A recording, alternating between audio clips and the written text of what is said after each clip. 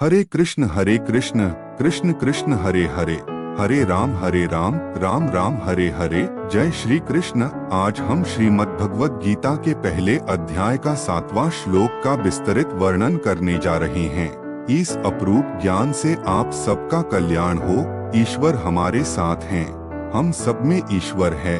ओम सर्वे भवन्तु सुखिना, सर्वे सन्तु निरामया, सर्वे भद्राणि पश्यन्तु, मा कश्चित् दुःख भाग् भवेत्। श्लोक अस्माकन्तु विशिष्टा ये तान्नि बोध द्विजोत्तम नायका मम सैन्यस्य संज्ञार्थं तान्ब्रवीमीते। भावार्थ, हे ब्राह्मण श्रेष्ठ, अपने पक्ष में भी जो प्रधान हैं, उनको आप समझ लीजिए। आपकी जानकारी के लिए मेरी सेना के जो सेनापति हैं, उनको बतलाता हूँ। व्याख्या: अस्माकन्तु विशिष्टा ये तान्नि बोध द्विजोत्तम। दुर्योधन द्रोणाचार्य से कहता है कि हे द्विज श्रेष्ठ, जैसे पांडवों की सेना में श्रेष्ठ महारथी हैं, ऐसे ही हमारी सेना में भी उनसे कम विशेषता वाले महारथी नहीं हैं। प्रत्युत उनकी सेना के महारथियों की अपेक्षा ज्यादा ही विशेषता रखने वाले हैं, उनको भी आप समझ लीजिए। तीसरे श्लोक में पश्य और यहाँ निबोध क्रिया देने का तात्पर्य है कि पांडवों की सेना तो सामने खड़ी है, इसलिए उसको देखने के लिए दुर्योधन पश्य क्रिया का प्रयोग करता है, परंतु अपनी सेना सामने नहीं है, अर्थात अपनी सेना की तरफ द्रोणाचार्य की पीठ है।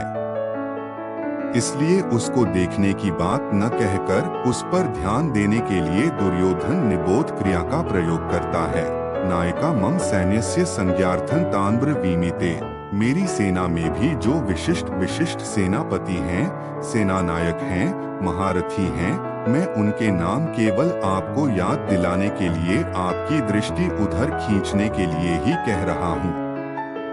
संज्ञार्थम पद का तात्पर्य है कि हमारे बहुत से सेना नायक हैं, उनके नाम मैं कहाँ तक कहूँ, इसलिए मैं उनका केवल संकेत मात्र करता हूँ, क्योंकि आप तो सबको जानते ही हैं। इस श्लोक में दुर्योधन का ऐसा भाव प्रतीत होता है कि हमारा पक्ष किसी भी तरह कमजोर नहीं है, परंतु राजनीति के अनुसार शत्रु पक्ष चाहे कितना ही कमजोर हो और अपना पक्ष चाहे कितना ही सबल हो, ऐसी अवस्था में भी शत्रु पक्ष को कमजोर नहीं समझना चाहिए और अपने में उपेक्षा, उदासीनता आदि की भावना किंचन मात्र भी नहीं आने देनी चाहिए। इसलिए सावधानी के लिए मैंने उनकी सेना की बात कही और अब अपनी सेना की बात कहता हूँ। दूसरा भाव यह है कि पांडवों की सेना को देखकर दुर्योधन पर बड़ा प्रभाव पड़ा और उसके मन में कुछ भय भी हुआ, कारण कि संख्या में कम होते हुए भी पांडव सेना के पक्ष में बहुत से धर्मात्मा पुरुष थे और स्वयं भगवान थे। जिस पक्ष में धर्म और भगवान रहते हैं, उसका सब पर बड़ा प्रभाव पड़ता है। पापी से पापी, दुष्ट से दुष्ट व्यक्ति पर भी उसका प्रभाव पड़ता है।